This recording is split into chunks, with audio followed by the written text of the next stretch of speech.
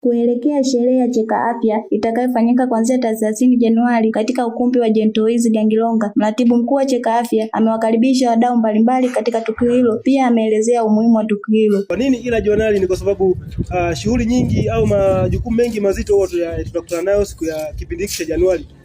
Kwa hiyo sisi tumeandaa hii event maalum kabisa kwa ajili yetu sisi wenyewe, ili tuweze kufanyaje, tuweze kwenda kurefresh mind kutoka kwenye majukumu mazito, twende tukajumuika pamoja na wadau mbalimbali, twende tukarefresh zile akili kutoka kwenye majukumu mazito, turudi kwenye hali ya kawaida, na tunauzomea mwezi ule wa kwanza na majukumu yake unaenda. Naye msanii Abdalla Daudi Mbarazi amezungumzia kuhusu umuhimu wa Cheka Afya na sehemu tiketi zinapopatikana. Kwa maeneo ya chuo utapata tiketi kwenye ofisi ya habari kwa bwana anaitwa Hamidu.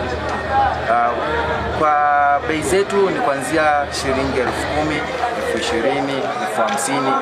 Pia na meza ya watu 5 ni shilingi 250,000. Pia msanii Dorine Msigwa amesema anawaalika katika show hiyo.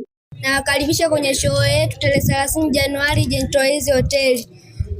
Tumepanga kualika wakubwa kwa watoto na kuvunja mbavu zenu. Na hayo ndo maoni waliotoa wasanii wa Cheka Afya katika Welcome Fest ya Chuo Kikuu cha Iringa kwa ajili ya kuwakaribisha wadau mbalimbali kwenye event itakayofanyika Gentoiz Gangilonga tarehe 30 Januari. Nikiripoti hapa Posta mkoani Iringa, ni mimi Ainet Kikoti, UoI Digital.